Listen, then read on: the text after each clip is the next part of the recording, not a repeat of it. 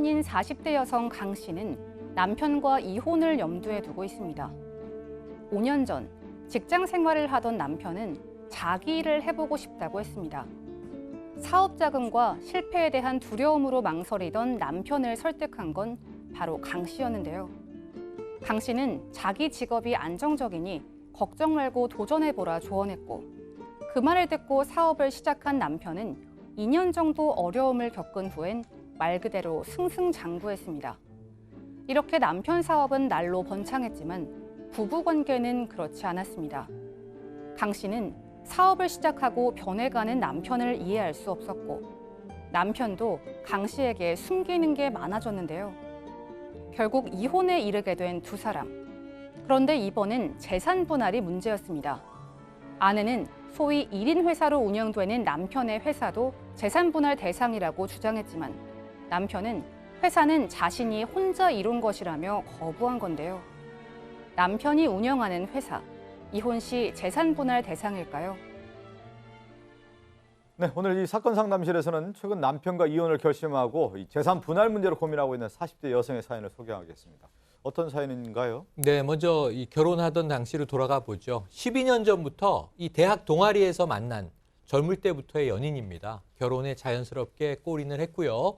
초등학생 자녀 1명을 두고 있습니다. 대학 졸업하면서 이 아내는, 이 40대 부인은 공직에 입문을 했어요. 공무원으로 계속 생활을 해왔고, 남편은 이 민간 기업으로 갔는데 IT 분야의 회사였습니다. 이 두 사람 결혼할 당시에 시댁과 친정 모두 그렇게 살림살이가 좋지 않았습니다. 양가에서 도움받은 게 거의 없었고, 오히려 결혼하고 나서 이 두 사람의 벌이를 부모님에게 경제적인 조력을 해야 되는 상황이었어요. 그럼에도 불구하고 이 두 사람은 운이 좋았습니다. 경제적으로 형편이 어렵지 않았어요. 소득이 괜찮았고 빠듯하긴 하지만 한 50% 이상을 대출을 끼고 작은 집도 한 채 사서 열심히 이제 대출을 갚으면서 맞벌이 부부로 사는 과정이었습니다. 자, 문제는 어디서 시작되느냐? 지금으로부터 5년 전에 이 남편이 나 한번 내 사업 해보고 싶은데? 라는 아이디어를 얘기하면서부터 급반전이 일어납니다. 네, 직장 다니다가 뭐 특히 아내 입장에서는 나 회사 그만두고 뭐 사업하겠다 이렇게 얘기하면 가장 가슴이 철렁한다고 얘기하는데, 섬찟하다고 하는데, 이 아내는 어땠습니까? 남편이 이렇게 사업한다고 할 때 좀 받아들였나요? 아니면 적극적인 지원을 했나요? 반대를 했나요? 네, 일반적인 아내와는 달랐습니다. 대개는 아마 잘 다니, 정말 그러니까 뭐 문제가 있으면 그럴까 할 수도 있겠습니다만, 그냥 아무 문제 없이 잘 다니고 경제적으로 지금 안정적으로 살고 있는데 굳이 회사 관두고 사업하겠다고 하면 당연히 불안한 게, 게다가 아이도 있는데요. 초등학교 다니는 아이도 있다 보니까. 그런데 이분은 그렇지 않았어요. 남편이 먼저 이렇게 이야기를 꺼냅니다. 한번 사업을 해보고는 싶은데, 남편도 소극적으로 말해요. 그냥 안 해야겠어. 했다가 괜히 잘못되면 그래, 자금도 많이 필요할 텐데 돈이 그렇게 많은 것도 아니고, 그래 여보 그냥 못 들은 걸로 해, 이렇게 지나갑니다. 근데 아내가 아는 남편은 평소에 그냥 말을 허투루하는 사람도 아니고 욱해서 뭘 하는 성격도 굉장히 신중하고 확신이 있는 말만 하는 성격인데, 오죽하면 남편이 저렇게 못 들은 걸로 해라고 하면서까지 본인 이야기를 했을까? 오히려 아내가 남편의 입장을 배려를 해서 남편을 오히려 독려합니다. 아니야, 내가 다행히 공무원이라 만에 하나 당신 사업이 잘 안 되더라도 우리 세 식구 먹고 사는 거에는 일단 내 월급으로는 안정적으로 수입이 되니 일단 한 번 사는 인생인데 하고 싶은 거 다 해보자. 당신 사업하고 싶으면 해. 라는 게 아내의 오히려 적극적인 남편에 대한 답변이었습니다. 이런 경우는 뭐 천군만마로 오는 거죠. 남편은 회사 나가서 사업하겠다라는데 아내가 저렇게 지원을 해주면 용기를 받고 사업을 잘 할 수밖에 없었겠네요. 사업이 잘 됐습니까? 그렇게는 안 된 것 같습니다. 생각보다 이제 드디어 회사 그만두고 사업 시작했어요. 그러면 사업을 하려면 사업 자금이 필요하겠죠. 자, 다니던 회사에서 퇴직금 받았습니다. 그리고 아까 집 샀다고 그랬잖아요. 집을 팔아가지고 일부를 그 사업 자금에 대고 이들은 전세로 옮겼습니다. 그래서 이제 이 남편은 정말 이제 자기 일이니까 엄청나게 열심히 일한 겁니다. 그런데 이상하게 사업이 잘 안 됐어요. 그리고 계속 적자가 이어지고 빚까지 생기게 됩니다. 그때 그 시기에는 그러면 누가 벌어서 먹고 살겠습니까? 공무원하는 아내가 벌어서 생활비 조달한 거죠.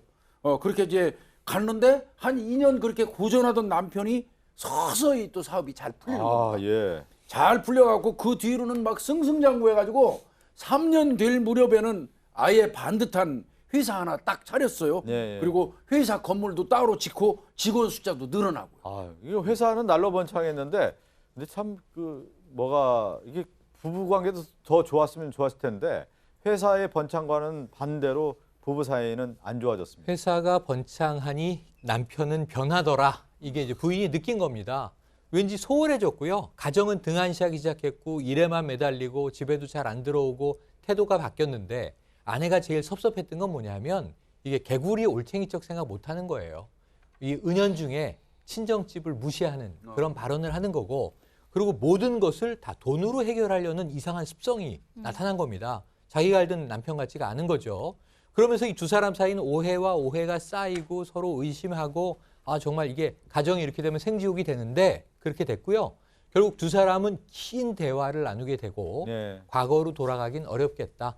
그렇다면 우리 이혼해 이렇게 결정을 했고 아이는 엄마가 키운다까지는 합의가 됐습니다. 재산 분할 왜 그러면 회사가 잘 됐단 말이에요. 네. 재산 분할이 쉽지 않았겠네요. 그렇죠. 재산 분할에서는 합의를 이루지 못합니다. 이혼까지는 합의를 했고 양육권까지는 합의가 끝났는데 문제는 재산 분할에서 남편이 회사가 너무너무 잘 됐다고 했잖아요. 네. 그런데 처음에 차릴 때 아마 주식 이야기가 있는 거 보니까 법인으로 회사를 차린 것 같습니다. 근데 법인이라고 해서 뭐 주식을 여러 사람이 가지고 지분 구조가 복잡한 게 아니라 거의 1인 회사처럼 거의 전 지분을 이 남편이 가지고 있는 1인 주식회사인 것 같은데 법인 지분인 거잖아요. 개인의 명의로 있는 재산이 아니고. 그러다 보니 굳이 이 부부 사이에 사적인 재산을 따지자면 지금 2억 원짜리 전셋집 하나이고 요거는 아내의 명의였습니다. 그러니까 남편 명의였던 재산이 딱히 없다 보니까 재산 분할을 어떻게 해야 될까? 근데 아내는 회사 재산도 지분이라도 분할을 하는 게 맞다. 왜냐하면 그동안 본인이 한 것도 있을 뿐더러 회사를 어쩌면 같이 읽었다라고 하는 게 합리적일 수도 있고 뭐 몇 년 동안 뭐 힘든 상황에 아내가 다 뒷바라지하고 생활비고 뭐고 다 됐었잖아요. 그래서 예. 이런 것들을 생각을 했을 때 게다가 지금 회사 자체가 그냥 조금 큰 게 아니라 엄청 뭐 지적 재산권도 있을 뿐더러 건물도 있고 여러 가지 재산이 너무 어마어마하다 보니까 아내 입장에서는 2억 원 전세금이 아니라 이제 재산 분할이 당연히 있어야 된다라는 거고 남편은 단호합니다. 전셋집은 다 줄게. 회사는 건들지 마. 그리고 건들려다고 해도 줄 수도 없어. 어차피 이건 내 명의가 아니야. 이렇게 이야기를 하는 것이고 아내 입장에서는 뒷바라지하고 그동안 고생하고 또 한편으로는 아마 예, 이것도 예. 있을 것 같아 생각에는 그렇게 믿었던 남편이 자기가 이렇게 보통 사람과 다르게 했던 남편이 이렇게 태도가 나오니까 좀 억울했던 것 같습니다. 오늘 그 사연 보내주신 분의 궁금증을 저희가 정리를 해보겠습니다. 남편이 운영하는 회사 이혼 시 재산 분할 대상일까요? 어떻습니까? 대상이 됩니까? 일단 1인 회사라고 예. 하면 그럼 사실상 그 사람 거 이렇게 그렇죠. 생각을 하잖아요. 그러면 그 사람 거면 원래 혼인 관계 중에 이룩한 재산이니까 당연히 분할 대상이 분할 대상이 될 것이다. 라고 생각하는데 아닙니다. 아. 일단 1인 회사라고 하더라도 명백히 법인격이 다르죠. 회사 주인하고 회사는 법인이고 여기는 그냥 자연인이잖아요. 그렇죠. 둘이 법인격이 다르기 때문에 예를 들어서 회사에 큰 건물이 있어요. 예. 근데 그 건물만 있나요?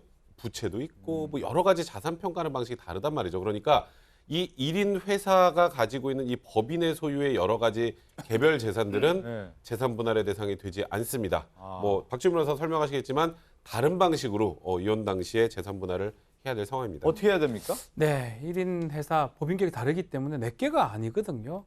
같은 느낌이 들지만 사실상 아니기 때문에 아내 입장에서는 많이 기여했던 이런 부분들을 더 이제 입증을 해야 될 것 같아요. 이 실제로 재판을 하게 되면 1인 회사 관련해서는 입증하기 어렵고 이게 사실 또 비상장 회사고 이러면 얼마가 있는지 확인하기가 쉽지도 않습니다. 네. 그렇기 때문에 만약에 두 사람의 명의 재산이 있으면 그 재산에 대해서 기여도를 더 좀 많이 인정받는 방식으로 주장을 하는 방법이 있을 것 같습니다. 아니 근데 아내는 그 얘기 하잖아요. 전세 보증금 빼고 적극적으로 지원했고 어려울 때 내가 다 지켜줘서 이 회사가 이렇게 일궜는데 1인 기업이라고 해가지고 재산 분할 대상이 안 된다? 억울할 것 재산 같은데요. 형성의 기여도를 만약에 이 전세집 전세 보증금으로 따지면 정말 억울하겠죠. 그래서 통상적으로 이런 경우에 아까 말씀드렸던 1인 회사라고 하더라도 회사의 가치로 판단할 수 있는 뭐 부동산 같은 건 안 되는데 주식이 있잖아요. 예, 예. 주식은 부채나 이런 걸 다 반영해서 가격이 형성이 되잖아요. 그러니까 그 주식으로 분할 대상을 삼으면 되는데 문제는 이게 상장 기업이 아니고 비상장 기업이면 그러네요. 그 가치를 측정하는 것도 너무 어려운 상황이고 이제 그렇기 때문에 이 부분에 대해서는 사실 분할 대상으로 삼기가 좀 어려운 상황이긴 합니다. 그러면 이 분할이 안 됐을 경우에 남편의 그냥 재산, 예를 들어서 남편의 이제 1인 기업인 회사가 되기 때문에 아내의 어떤 분할은 전혀 못 근데 받는다는 이제 얘기인가요? 남편이 회사 말고 뭐 예금 재산이나 전세. 여러 가지 다른 또 다른 것들이 있을 수 있다고 있잖아요. 하면은, 이제 그런 것들을 그러니까 아마도 1인 회사라지만 1인 회사를 통해서 지금 회사가 잘 되면 개인 수익이 굉장히 많을 거란 말이죠. 그렇죠. 이 수익을 금융자산이건 뭐든 가지고 있을 가능성이 높아요. 그래서 이 전세보증금을 기초로만 판단하시지 말고 남편의 금융재산, 또 부동산 소유 현황 이런 것들 요즘에 원스톱으로 다 체크할 수 있습니다. 예, 그래서 예. 그런 걸 토대로 해서 그러네요. 재산 분할을 오늘 두 가지 의미해야 될 것 딱 같네요. 나눠볼 필요가 있겠네요. 그러니까 회사 자체는 재산 분할이 대상이 되지 않고 남편의 수익과 관련돼서는 재산 분할이 된다 이렇게 정리를 하겠습니다. 사건 상담실에서는요 시청자 여러분의 제보를 받고 있습니다. 법에 대해서 잘 몰라서 곤란하고 어려움을 겪는 분들은 사연을 보내주시면 직접 상담해드리겠습니다. 함께 사는 세상으로 갑니다.